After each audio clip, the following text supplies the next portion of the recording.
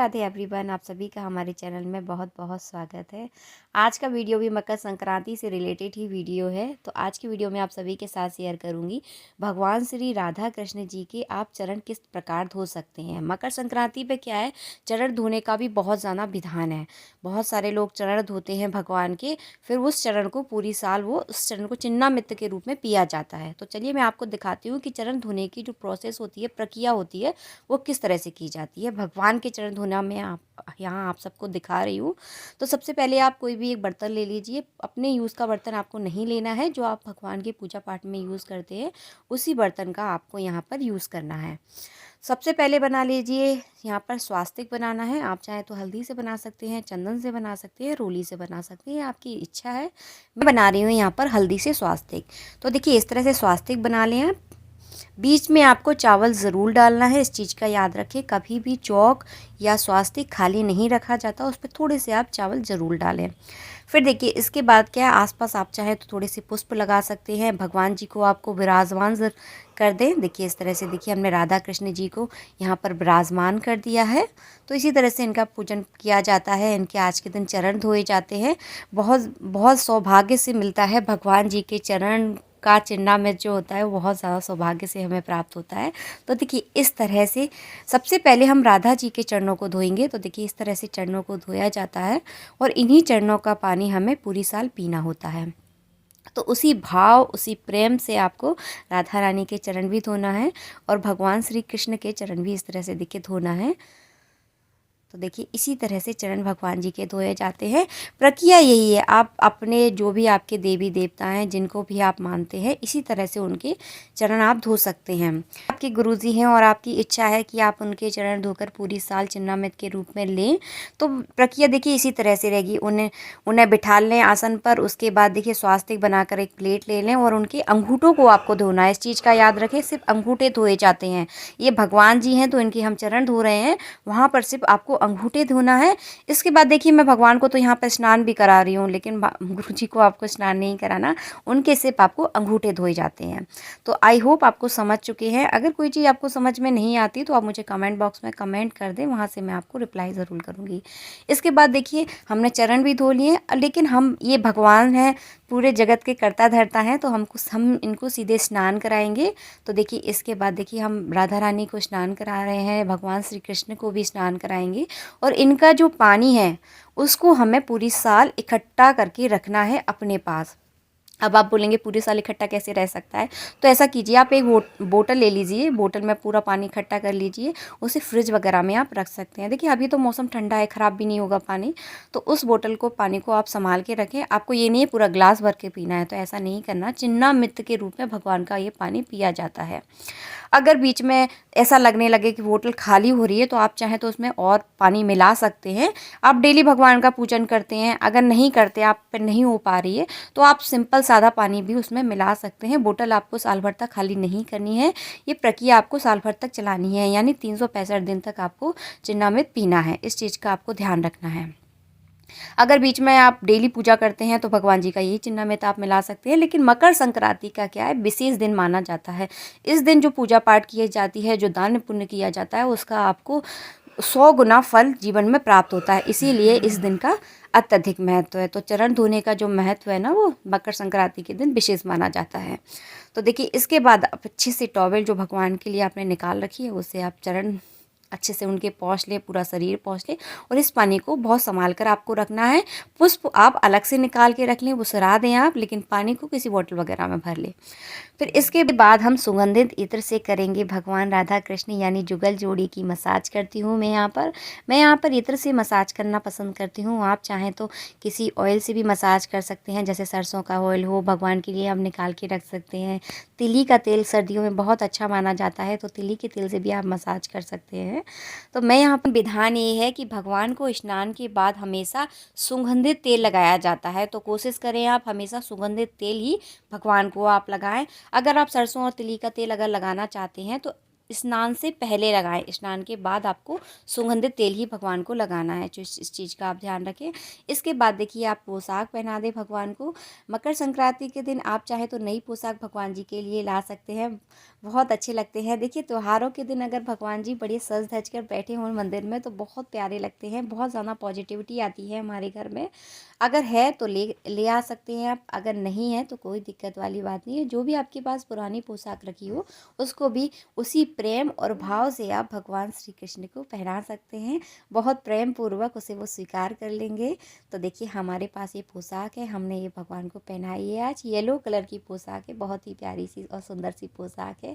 तो मकर संक्रांति पर देखिए इसी तरह से चरण धोना है आपको भगवान राधा कृष्ण जी के। आप चाहे तो किसी और देवी देवता के चरण भी धो सकते हैं, तो ये आपकी स्वेच्छा है, आप कौन से देवी देवता को मानते हैं उनके चरण देखिए इसी तरह से आप धोएं।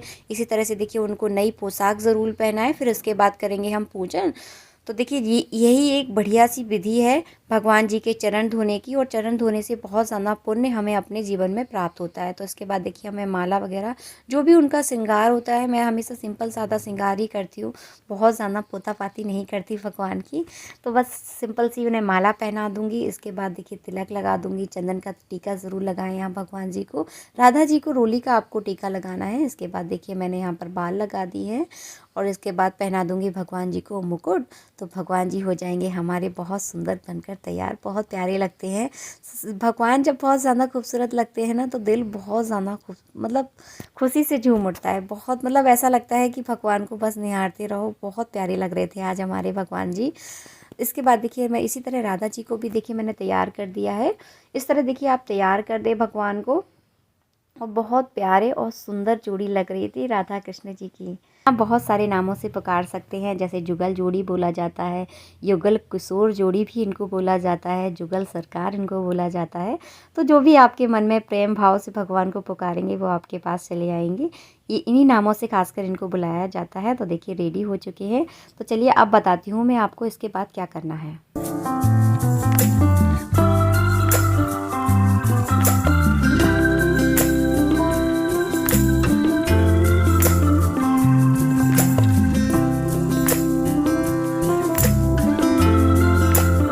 यहाँ पर भगवान श्री कृष्ण को तुलसी चढ़ा रहे हैं, क्योंकि तुलसी भगवान श्री कृष्ण को अति प्रिय है।